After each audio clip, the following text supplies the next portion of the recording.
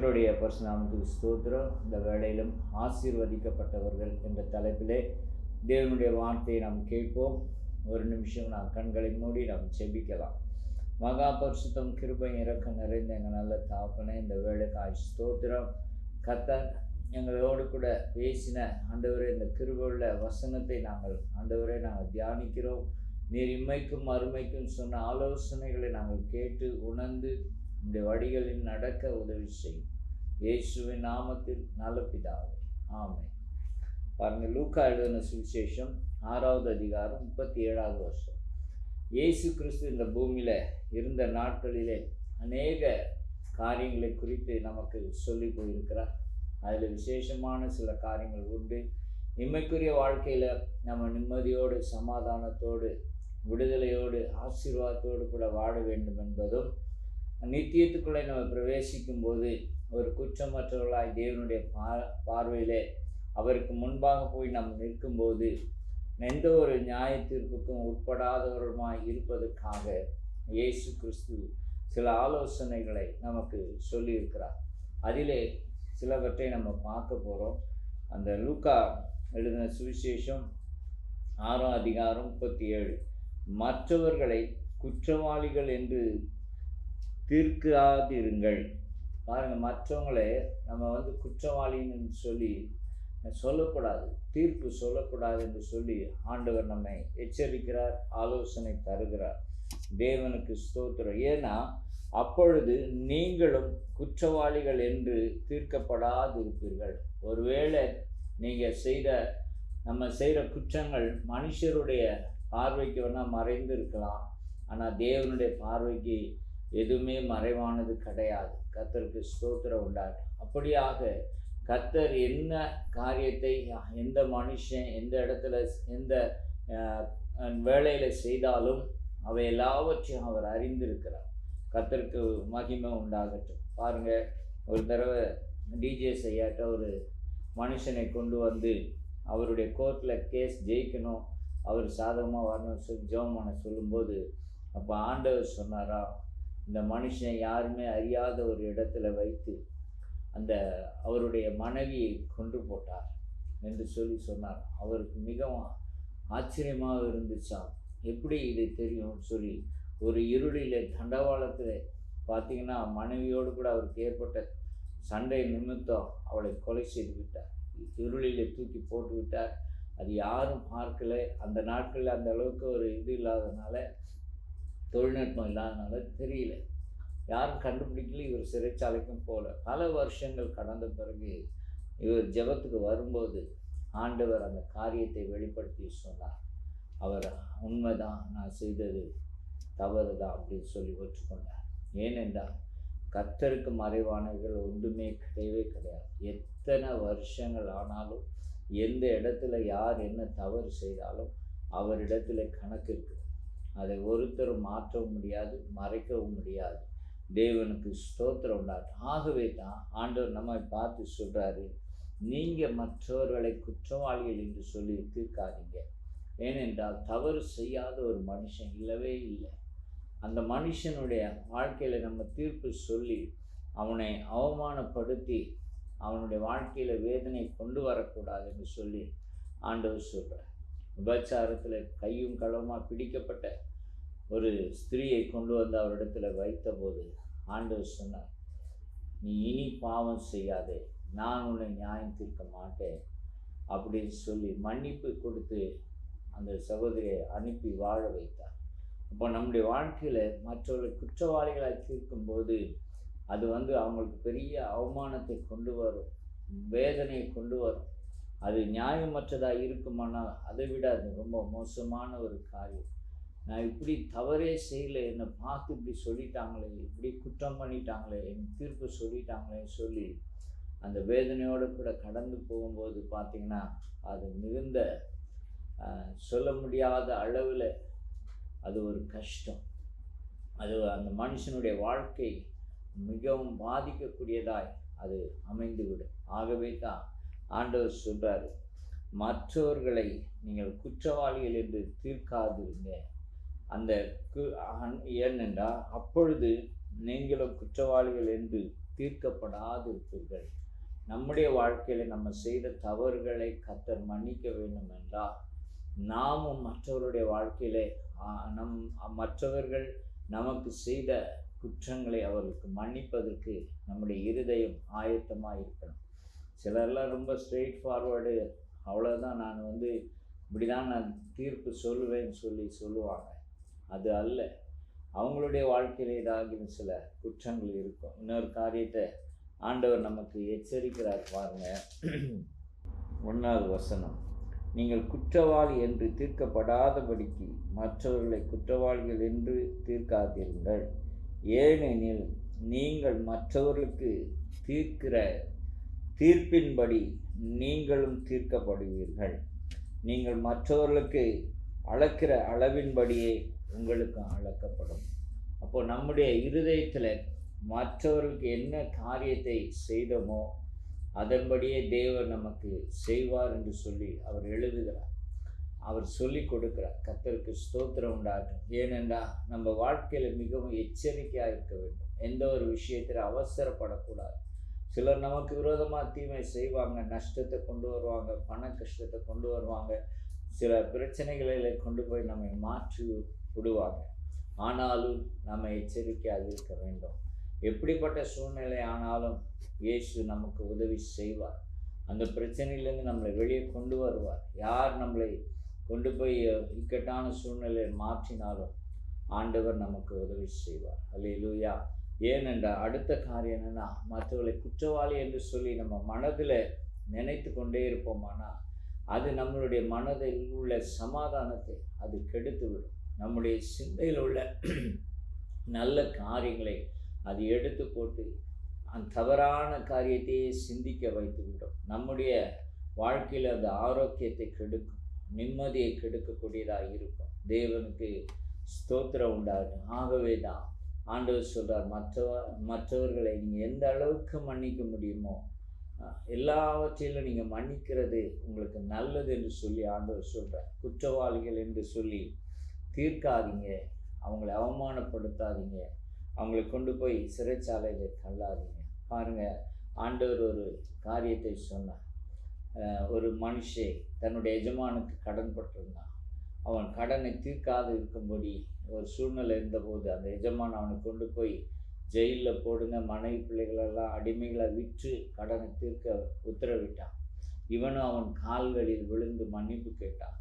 நான் கொடுத்து தீர்க்கிறேன், எனக்கு உதவி செய்யுங்கன்ட்டு.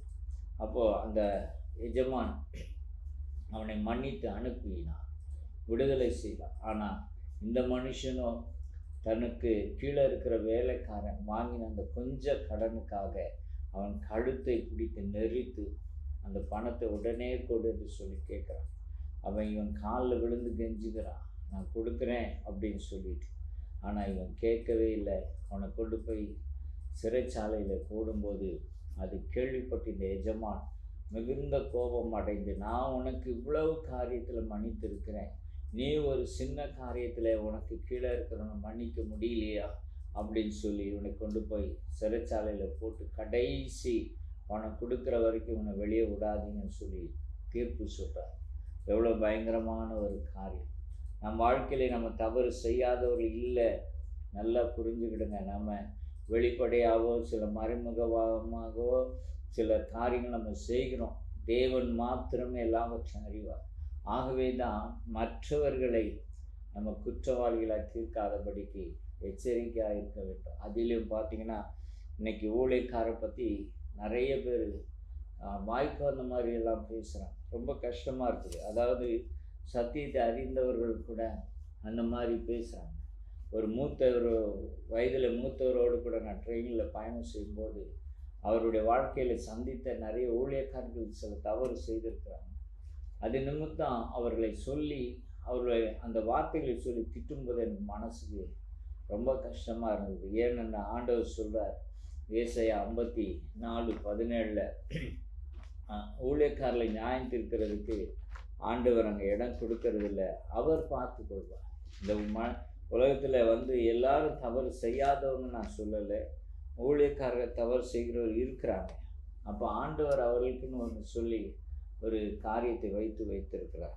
என்ன சொல்கிறாருன்னா, ஏசாயா 54:17 சொல்லும்போது, உனக்கு விரோதமாய் உருவாக்கப்படும் எந்த ஆயுதம் வாய்க்காதே போகும், உனக்கு விரோதமாய் நியாயத்தில் எழும்பும் எந்த நாவையும் நீ குற்றப்படுத்துவாய். அப்போ அவருக்கு ஒரு ஊழியக்காருக்கு விரோதமாய் நம்ம நியாயத்தில் கொண்டு வந்தோமானா அதை ஆண்டவர் குற்றப்படுத்துவார் என்று சொல்கிறார். ஏன்னா அபிஷேகம் பண்ணப்பட்டு அழைக்கப்பட்ட தேவனுடைய மனுஷன் தேவனால் நியாயம் தீர்க்கப்படுவான். யாரையும் ஆண்டவர் விட்டு வைக்க மாட்டார். அதில் நம்ம முந்தி கொள்ளக்கூடாது, அவங்கள குற்றவாளியாக்கி நியாயம் தீர்க்கக்கூடாது. அவங்க செய்கிறது தவறாக இருந்தாலும் கர்த்தர் பார்த்து கொள்வார் என்று சொல்லி நம்ம விட்டுவிட வேண்டும். பாருங்கள், தொடர்ந்து அந்த வசனம் சொல்லுகிறது, இது கர்த்தருடைய ஊழியக்காரரின் சுதந்திரம். அவங்களுக்கு கொடுக்கப்பட்ட ஒரு ரைட்ஸ் ஆண்டவர் கொடுத்துருக்கிறார், ஒரு லிபர்ட்டியை ஆண்டவர் அங்கே கொடுத்துருக்கிறார். அவங்களுக்கு எதிராக யாரும் பேசக்கூடாது என்பதற்காகவே இந்த வசனத்தை ஆண்டவர் நமக்கு எழுதி கொடுத்திருக்கிறார். தேவனுக்கு ஸ்தோத்திரம். ஆகையினாலே அவர்கள் என்ன தவறு செய்தாலும் அதை கர்த்தர் விசாரிப்பார், கர்த்தர் பார்த்து கொள்வார். என்னால் உண்டான அவர்களுடைய நீதியுமாய் இருக்கிறது என்று கர்த்தர் சொல்லுகிறார். அப்போ அவங்களுக்குன்னு சொல்லி விசேஷமாக ஆண்டவர் சில விஷயங்களை வைத்திருக்கிறார். அப்போ ஊழியக்காரர்கள் தவறு செய்தால் கர்த்தர் விசாரிப்பார். அவங்க வாழ்க்கையானாலும் சரி, பண விஷயமானாலும் சரி, மற்ற எந்த காரியமானாலும் சரி, அவங்க கர்த்தரிடத்தில் கணக்கு ஒப்புவிக்க வேண்டியவர்களாக இருக்கிறாங்க. ஆகவே தான் அவங்களுக்கு விரோதமாய் தாறுமாறாக நம்ம பேசக்கூடாது. பேசினாது கடைசியில் நமக்கு அது சாபமாய் திரும்பிவிடும். பாருங்கள், அந்த மனுஷன் பேசிட்டு வந்தார் இல்லையா, அவருடைய இளைய குமாரத்தி, 3வது குமாரத்தியுடைய கணவன் நல்ல மனுஷன், ஆனால் திடீர்னு கேன்சர் இறந்து போயிட்டார். மகள் இளம் வயதிலே விதவை ஆகிட்டார் சொல்லி அவருக்கு வருத்தம். கர்த்தருக்கு ஸ்தோத்திரம். ஆகவே தான் நம்ம நியாயம் தீர்க்கக்கூடாது.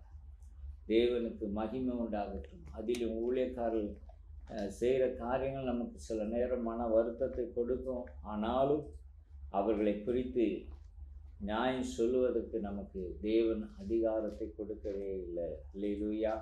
அப்படி நம்ம கட்டுப்படுத்தி நம்ம வாழும்போது கர்த்தரால் நம்ம ஆசீர்வதிக்கப்பட்டவர்களாக இருப்போம். பாருங்கள், தொடர்ந்து அந்த லூக்கா 6:37 ஆண்டவர் சொல்கிறாரு, மற்றவர்களை ஆக்கினைக்குள்ளாக ஆக்கினைக்குள்ளாகும்படி தீர்க்காதிருங்கள், அப்பொழுது நீங்களும் ஆக்கினைக்குள்ளாக தீர்க்கப்படாதிருப்பீர்கள்.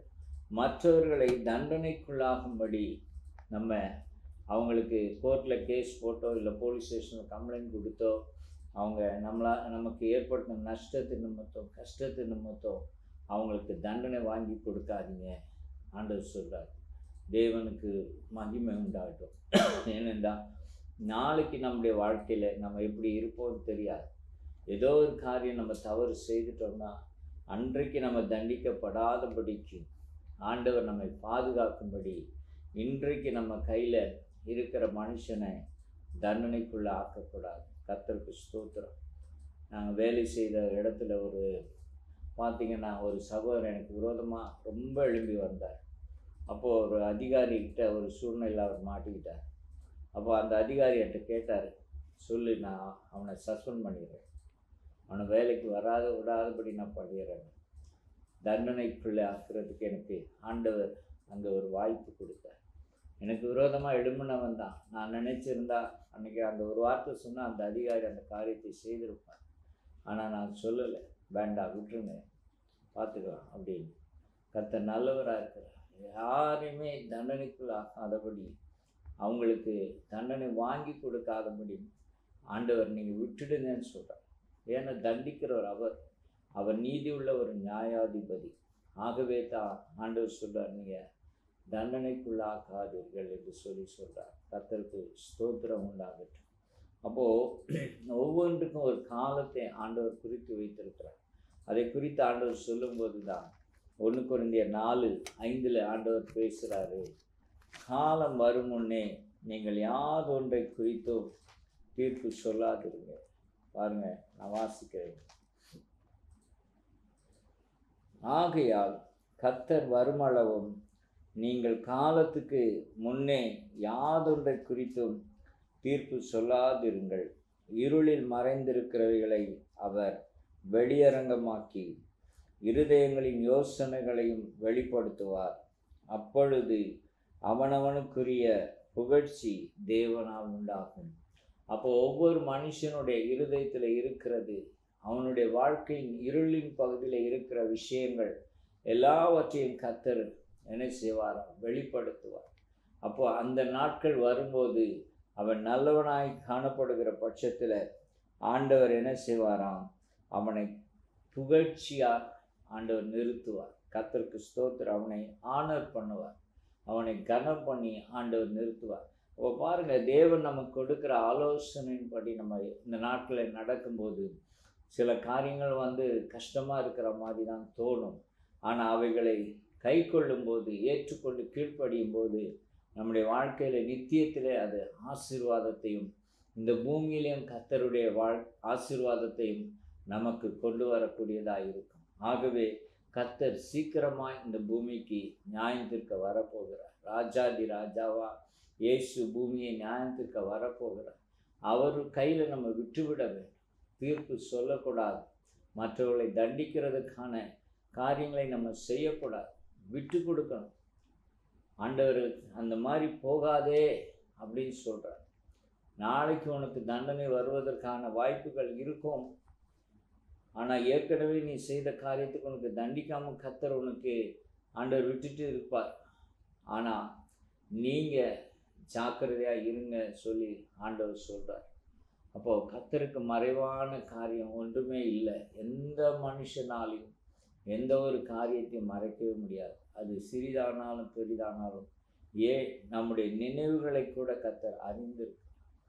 வார்த்தைகளை மட்டும் இல்லை, செய்கைகளை மட்டுமல்ல, நம்முடைய சிந்தனையில் என்ன எண்ணங்கள் வருகிறதோ அவை எல்லாவற்றையும் கர்த்தர் அறிந்திருக்கிறார்.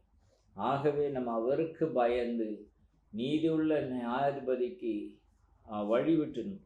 நம்ம அவருடைய போஸ்டிங்கில் இருக்கக்கூடாது. கர்த்தர் நல்லவராக இருக்கிறார். கர்த்தருக்கு மகிமை உண்டார். ஆகவே தான், ஏனென்றால் நம்முடைய இருதயம் ஒரு பரந்த இருதயமாக இருக்கும், தெளிவானதும் திட நம்பிக்கை உள்ளதுமாக இருக்கும். நம்முடைய வாழ்க்கையில் என்ன பிரச்சனைகள் வந்தாலும் அவர் நமக்கு உதவி செய்ய போதுமானவராக இருக்கிறார். நாமே சுய பலத்தில் நம்முடைய சுய அதிகாரத்தை, பண பலத்தை பயன்படுத்தக்கூடாது. மற்றவர்களை குற்றவாளிகளாய் தீர்ப்பதற்கு, தண்டனைக்குள்ள ஆக்குவதற்கான காரியங்களை நம்ம செய்வோமானா மனுஷன் எதை விதைப்பானோ அதை அறுப்பான். அல்லேலூயா. தேவனுக்கு ஸ்தோத்திரம். ஆண்டவர் நீதிமானுக்கே இந்த பூமியில் சரி கட்டப்படும் என்று சொல்லியிருக்கிறார். அப்போ தேவனுக்கு பயந்தவர்களாக இருந்தாலும் சரி, ஆண்டவருடைய ஊழியத்தை நீங்கள் செய்கிறவர்களாக இருந்தாலும் சரி, ஆண்டவர் என்ன ஆலோசனை கொடுக்கிறாரோ அதன்படி நம்ம செய்யாமல் போனால் ஆண்டவர் அவை எல்லாவற்றையும் குறித்து நமக்கு விசாரிக்கிறவராக இருக்கிறார். இந்த பூமியிலும் நம்ம விசாரிக்கப்படுவோம், நம்முடைய நித்தியத்திலும் அதற்கான பலனை தேவனிடத்தில் நாம் பெற்றுக்கொள்வோம். நியாயத்தை ஆண்டவர் தண்டனையை நமக்கு கொடுப்பதற்கு அங்கேயும் காத்திருப்பார். கர்த்தருக்கு ஸ்தோத்திரம். இந்த கடைசி நாட்களில் பார்த்திங்கன்னா இந்த காரியத்தை எல்லாம் உணராமல் எவ்வளோ பேர் சத்தியத்தை கேள்விப்பட்டோம், பல வருஷங்களாக இருந்தோம், அவங்களால் அந்த வசனங்களுக்கெல்லாம் கீழ்ப்படிய முடியும். நான் பார்க்குறேன், சிலரெல்லாம் பார்க்கும்போது ஒரு சிலர் தவறு செஞ்சுட்டு அவங்கள நியாயம் தீர்க்கிறாங்க. அப்போ நான் சொன்னேன், காலம் வருமுனை நியாயம் தீர்க்கக்கூடாது சொல்லியிருக்கார். நியாயம் தீர்க்காது. அதுக்கப்புறம் இல்லை ஐயா அப்படின்றாங்க. பாருங்கள், ஏன்னா தாங்கிக் கொள்ள முடியல. மற்றவர்களால் வருகிற சின்ன சின்ன உபத்திரவங்களை, ஒருத்தரை வண்டியில் கூட்டிகிட்டு போய் அவரை ட்ராப் பண்ணலையாம், விட்டுட்டு போயிட்டாராம். எனக்கு வேலை இருக்குதுன்னு சொல்லிட்டு போயிட்டாராம். இவருக்கு தெரிஞ்சவர். இவரெல்லாம் நல்லா ஊழியக்காரனையா, நல்லா இருப்பாரையான்னு கேட்டார். பாருங்கள், அவர் கூப்பிட்டு போகலான்னா என்ன, ஒரு 100-200 செலவு பண்ணி நீங்கள் ஆட்டோவில் போங்க. அவர் நம்பியா நீங்கள் வந்தீங்க அந்த இடத்துக்கு. நீங்கள் அவருக்கும் உங்களுக்கும் தொடர்பு இல்லாமல் 2 பேரும் ஒரு இடத்துல வந்து நிற்கிறீங்க. அப்போ போகும்போது அவர் கூப்பிட்டு போகலன்னா உங்களுக்கு மனஸ்தாபம் வருதுன்னா, ஒரு சின்ன விஷயம் அதை கூட சகிக்க முடியல, தாங்கிக் கொள்ள முடியல, வார்த்தைகளை விட்டுறாங்க. ஆனால் இவங்களுக்கு விரோதமாக ஏதாவது ஒரு காரியம் வந்தால் அப்படியே பொங்கி வெடிக்கிறான். பார்க்கவே ரொம்ப கஷ்டமாக இருக்கும். சின்ன சின்ன விஷயங்கள் உலக மனுஷன் கூட சாதாரணமாக எடுத்துகிட்டு போவான். ஆனால் சத்தியத்தை அறிந்த ஜனங்கள் நிற்கிற நிலையை பார்த்தா ரொம்பவே பயங்கரமாக இருக்குது. இவங்க கர்த்தரிடத்துல போய் என்ன பதில் சொல்ல போகிறாங்களோ, ஆண்டவர் நியாயம் தீர்க்கும் போது இவங்க எப்படி இருக்க போகிறாங்களோ அப்படி இருக்குது. சில வேதனைகள் வரதான் செய்யும். மற்றவர்களால் நம்ம அவமதிக்கப்படுவோம், கஷ்டப்படுத்தப்படுவோம். அதையெல்லாம் சகிக்கணும். அதற்காக ஸ்தோத்திரம் பண்ணணும். ஏன்னா ஆண்டவர் அவங்கள வைத்து நம்ம வாழ்க்கையை வைக்கலை, அவரை வைத்து தான் வைத்திருக்கிறார். அவங்க உதவி செய்யாமல் போனால் என்ன, கர்த்தர் நமக்கு வேற ஒரு வழியை வைத்திருக்கும். அன்றைக்கி நடந்தது என்ன, அந்த ஊழியர் நடந்த இடத்துல அந்த ஊழியக்காரன் மருமனை அனுப்பி இவரை கொண்டு போய் அந்த பஸ் ஸ்டாண்டில் இறக்கி விட்டுருக்குறார். ஏன் வேறு வழியே இல்லையா? ஒருத்தர் உதவி செஞ்சால் தான் செய்ய முடியுமா? ஒருத்தரால் ஒரு கஷ்டம் வந்தாக்கா அதை தாங்கி கொள்ள முடியாது. பலன் இல்லையா? பாருங்க, வருத்தமாக இருக்குது. கர்த்தருக்கு ஸ்தோத்திரம். அந்த கடைசி காலத்தில் ரொம்ப துரிதமாக மற்றவர்களை குறித்து அவதூறாகவும் நியாயம் தீர்க்கவும் செய்கிறாங்க. குற்றவாளிகள் என்று சொல்லி தீர்ப்பு சொல்கிறாங்க. தேவனுக்கு ஸ்தோத்திரம். அவங்களை தண்டிக்கிறாங்க வார்த்தைகளினாலே. அவங்களாம் நல்லாவே இருக்க மாட்டாங்க. எவ்வளோ உதவி செஞ்சு நன்றி கெட்டத்தனமாக நடந்துட்டாங்க. நன்மைக்கு எல்லாரும் நன்மை செய்வாங்கன்ட்டு உலக வேதம் சொல்லவே இல்லையே. நன்மைக்கு பதிலாக தீமை செய்வார்கள். அந்த தீமையை சகிக்கணும், அவங்களை தண்டிக்கக்கூடாதுன்னு சொல்லி கர்த்தர் நமக்கு சொல்லிக் கொடுக்க. தேவனுக்கு மகிமை உண்டாகட்டும். அப்போது நம்ம வாயில் வார்த்தை வருதுன்னா தெய்வ பயம் இல்லை, தேவனுடைய வசனம் நம்முடைய வாழ்க்கையில் இல்லை. அப்போது எப்படி நம்மளுடைய வாழ்க்கையில் ஆசீர்வாதத்தை பெற்றுக்கொள்ள முடியும்? கர்த்தர் நல்லவராக இருக்கிறார். நம்முடைய பார்வைக்கு நம்ம நல்லவங்களாக இருக்கிறோம். ஆனால் தேவனுடைய பார்வையில் எப்படி இருக்கிறோம் என்பது தான் மிக மிக முக்கியம். ஒவ்வொரு வார்த்தையும் ஆண்டவர் கவனித்து கொண்டே தான் இருப்பார். அனாவசியமாக பேசிடுறோம் ஒரு வார்த்தையை, அப்போது தீர்ப்பு சொல்கிறது எவ்வளோ பெரிய கஷ்டம். அவர் நல்லவரா, அவர் நல்ல ஊழியக்காரா அப்படின்னு சொல்லி ஒரு சின்ன உதவி செய்யலன்னு வார்த்தை அவ்வளோ துணிகரமாக வருகிறது. தேவனுக்கு மகிமை உண்டாகட்டும். அல்லேலூயா. ஒரு மனுஷனுடைய சூழ்நிலை என்னன்றது நமக்கு முழுமையாக தெரியாது. என்ன அவசரமோ என்ன காரியமோ அவங்க நமக்கு உதவி செய்ய முடியல, தட்ஸ் ஆல், விட்டுட்டு போகணும். அடுத்த காரியம் என்ன? ஜெபம் பண்ணு, கர்த்தர் உனக்கு உதவி செய்வார். கர்த்தரும் தேவைகளை சந்திப்பார்.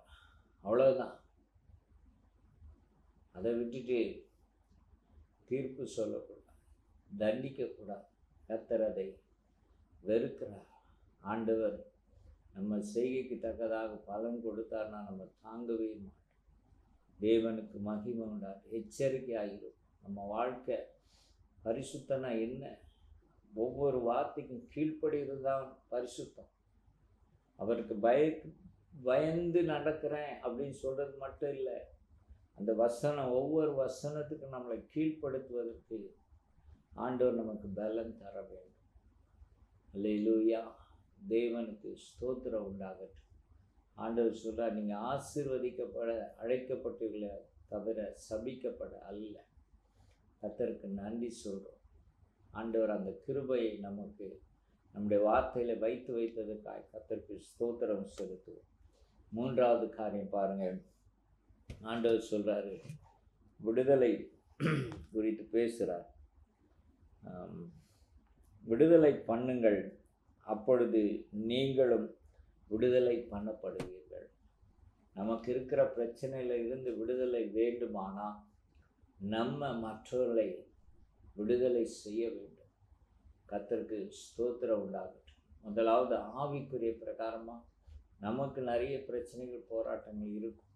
ஆனால் அதன் மத்தியிலும் மற்றவர்களுக்காக பாரத்தோடு கூட ஜெபிக்கும்போது ஏசாயா 58:6 சொல்கிறார் பாருங்க, அங்கே நெருக்கப்படுகிறவர்களை விடுதலை ஆக்குகிறது தேவனுடைய பார்வையிலே உகந்த காரியமாக இருக்கிறது. சகல நுகத்தடிகளை உடைத்து போடுகிறது. மற்றவர்கள் மேலே உள்ள பிசாசின் கட்டுகள் அந்த கட்டுகளை அவிழ்த்து அவங்களை விடுதலை ஆக்குகிறதை ஆண்டவர் நேசிக்கிறார். உபவாசம் இருந்து மற்றவர்களுக்காக கண்ணீர் வடித்து ஜெபித்து ஆண்டவர் அவர்களுடைய வாழ்க்கையில் இருக்கிற கட்டுகளை அவிழ்க்கணும், நுகத்தடிகளை முறிக்கணும், அவர்களை விடுதலை ஆக்கணும் சொல்லி நம்ம பிரயாசப்படும் போது தேவன் நம்மை விடுதலை ஆக்குகிறார். அல்லேலூயா. அநேக சாட்சிகளை கேட்க முடியும். மற்றவர்களுக்காக, தேசத்துக்காக நான் பாரப்பட்டு ஜெபம் பண்ணினேன். ஆண்டவர் என் வாழ்க்கையில மாற்றத்தை கொடுத்தார். என் வாழ்க்கையில இந்த குறையை கர்த்தர் நிறைவாக்கினார். எனக்கு தேவன் அற்புதத்தை செய்தார் என்று சொல்லி கர்த்தர் நல்லவராக இருக்கிறார். பாருங்க, நெகேமியா காலத்தில் அங்கே பாபிலோன்லேருந்து வந்த யூதர்கள் கொஞ்சம் செழிப்பாக இருந்தாங்க. ஏன்னா அங்கே சம்பாதிச்சு கொண்டு வந்தாங்க. ஆனால் இங்கே யூதயா தேசத்தில் விடப்பட்டவர்களாம் ஏழைகளாக இருந்தாங்க. இந்த ஏழைகள் வரி கட்ட முடியாமல் தவித்து அவங்களுடைய திராட்சை தோட்டங்களையும் வயல்வெளிகளையும் இவர்களுக்கு விற்று விட்டார்கள். அது விற்றது மட்டுமல்ல, அது போக தங்களுடைய குமாரத்தையும் கூட அங்கிருந்து வந்த யூதர்களுக்கு விற்க வேண்டிய ஒரு நிலைமைக்கு இவர்கள் தள்ளப்பட்டார்கள். அதே மாதிரி அந்த குமாரரையும் குமாரத்தையும் விற்று போட்டார். தேவனுக்கு ஸ்தோத்திரம். விற்றவர்களை, அதாவது சொந்த யூதரை அடிமைகளாக வாங்கினவர்கள் அந்நியருக்கு விற்று லாபம் பெற்றிருக்கிறார்.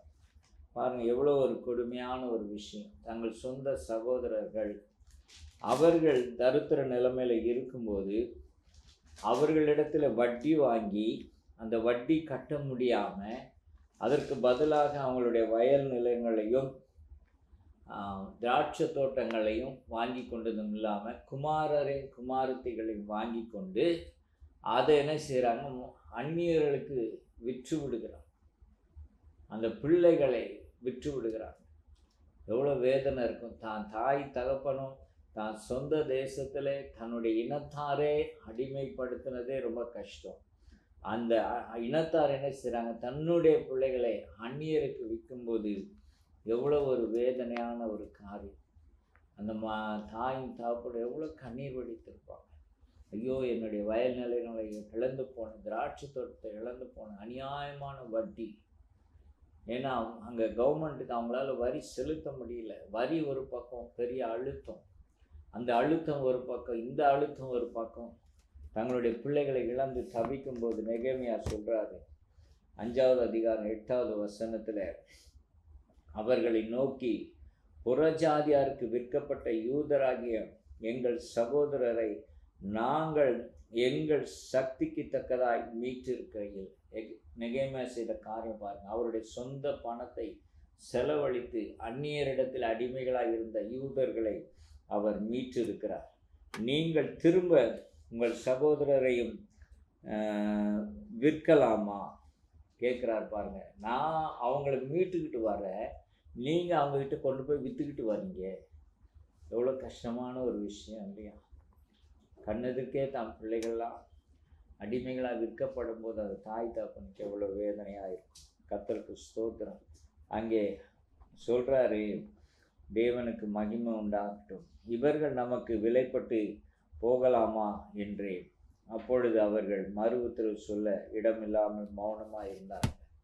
அங்கே நெகேமியா சொல்கிறாரு, அந்த அடிமைத்தனத்திலிருந்து விடுதலை நான் ஆக்கி கொண்டிருக்கிறேன், நீங்கள் அடிமைகளாக விற்று கொண்டிருக்கிறீங்க, இது தவறு என்று சொல்லி அவங்க இடத்துல வாங்கின திராட்சை தோட்டம் இதெல்லாம் கொடுங்க, அவங்ககிட்ட இருக்கிற பிள்ளைகளெல்லாம் திருப்பி அனுப்புங்க அப்படின்னு சொல்கிறார். விடுதலை ஆக்குங்க, விடுதலை பண்ணப்படுவீர்கள். அப்படி அவங்க செய்த போது கர்த்தர் அந்த தேசத்தில் மறுபடியும் ஆலயத்தை கட்டி அவங்களை கர்த்தர் ஆசீர்வதித்து உயர்த்தினார். ஆம், எனக்கு பிரியமானவர்களே, நம்முடைய வாழ்க்கையிலும் கூட சரி, நம்மிடத்தில் கடன்பட்டவர்களாக இருக்கலாம், நமக்கு கீழே அதிகாரத்துக்கு உட்பட்டவர்களாக இருக்கலாம், யாரையும் அடிமைகளாக நம்ம நடத்தக்கூடாது. விடுதலை பண்ணுங்க. கர்த்தர் நம்முடைய வாழ்க்கையில் இருக்கிற பிரச்சனைகளுக்கு விடுதலை தருவார். சுகம் கிடைக்கும், கடனிலிருந்து விடுதலை கிடைக்கும், மன உளைச்சல்லேருந்து விடுதலை கொடுக்கும். தேவன் நம்மை விடுதலை ஆக்கி நல்ல தெளிந்த புத்தியோடு சந்தோஷத்தோடு கூட கர்த்தர் வாழ வைப்பார். இயேசு கிறிஸ்து சொன்ன இந்த 3 ஆலோசனைகளின்படி நம்ம நடக்கும்போது நம்ம ஆசீர்வதிக்கப்பட்டவர்களாக இந்த பூமியிலும் இருப்போம், பரலோகத்திலும் இருப்போம். கர்த்தர் நம்மை ஆசீர்வதிப்பாராக. கண்களை மூடி நாம் ஜெபிக்கலாம்.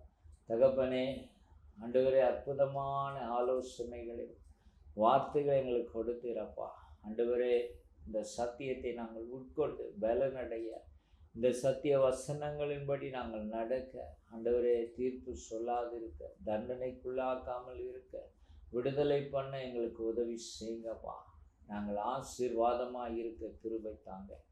ஆண்டவரே, இந்த நிகழ்ச்சியை பார்த்து கொண்டிருக்கிற ஒவ்வொருடைய வாழ்க்கையிலும் விடுதலை உண்டாகட்டும். ஆண்டவரே, அற்புதங்கள் நடக்கட்டும். கோர்ட் கேஸ் என்ன பிரச்சனை ஆனாலும் கர்த்தர் அவை எல்லாவற்றிலிருந்து இவர்களுக்கு நல்ல ஒரு தீர்ப்பு கிடைக்கும்படி செய்கப்பா. தேவன் குற்றங்களை மன்னித்து ஆண்டவரை இவர்களை நீங்கள் விடுதலை ஆக்குங்க. குடும்ப பிரிவுகள், கசபுகள், பகைகள் மாறி போகட்டும். சண்டைகள் மாறி போகட்டும்.